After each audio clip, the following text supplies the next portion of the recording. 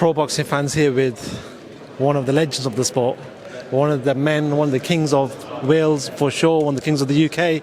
When it comes to boxing, Joe Calzaghe. Joe, it's a pleasure to finally meet you. First time I'm actually talking to you. How are you, sir? How's things? Yeah, I'm good, thank you.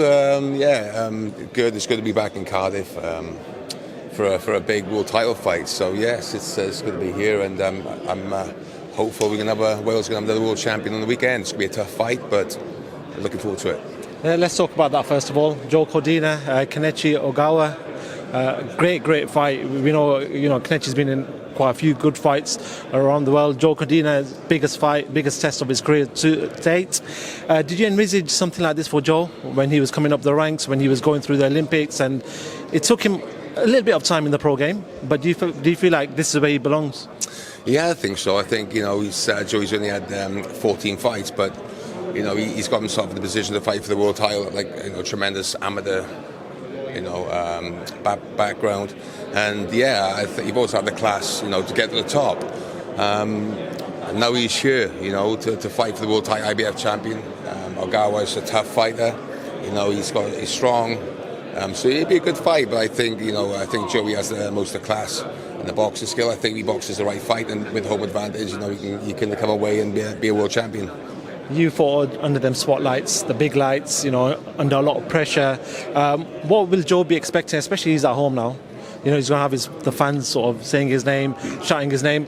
What sort of atmosphere do you expect on Saturday night? Yeah, the Motor Point is one of the favourite places I boxed. I was fortunate and blessed enough to box at home.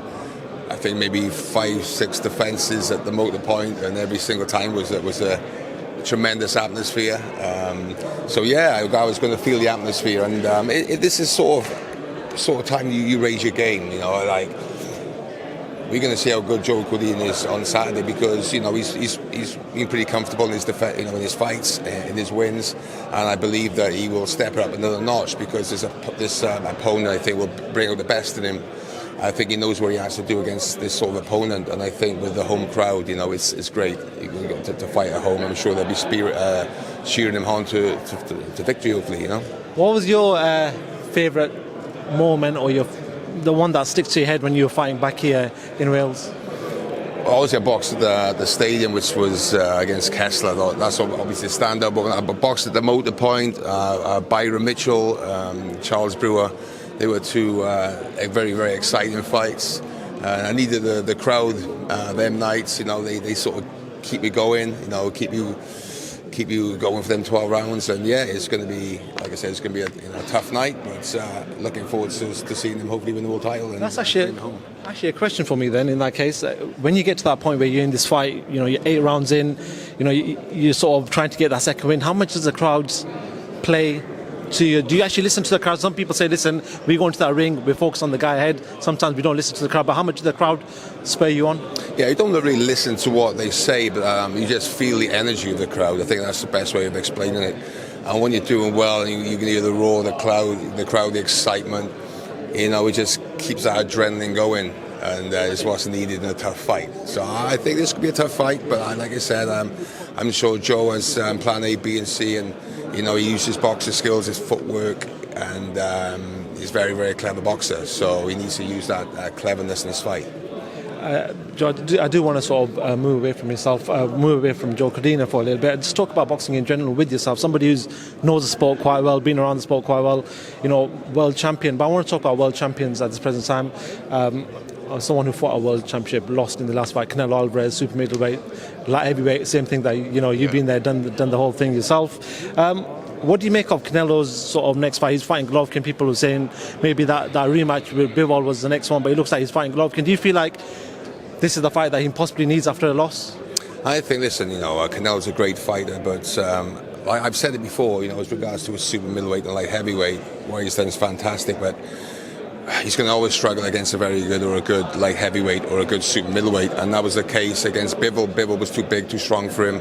Like I said, when you throw combinations, you have speed and footwork against Canelo. When you're a bigger guy, he's going to struggle, and that's what happened in that fight. But taking nothing away from him, he had the balls to step up to light heavyweight, and He lost on points, but he's coming back again. The guy's a superstar. So when you're a superstar, you can brush yourself off. Don't worry about the loss and come back. So against Triple G, I think that's a more sensible fight than Bivol. Personally, I think he will struggle to beat Bivol just because of the size. Sometimes, you know, certain fighters you're going to struggle with. But with Triple G, he's not any younger. He's approaching 40 if he's not 40 already, and he's a middleweight. So I'm not sure what weight this fight's going to be, but I think that's probably the right fight to take for himself. Just talking about rematches, then, do want to go on to another rematch. Anthony Joshua, Oleksandr Usyk. Seems like it's going to be done for July 23rd in Jeddah, Saudi Arabia. We know that he's linked up with a new trainer or someone in addition to his team in Robert Garcia. Do you feel like Anthony Joshua has the tools or can make adjustments for this fight to beat Oleksandr Usyk?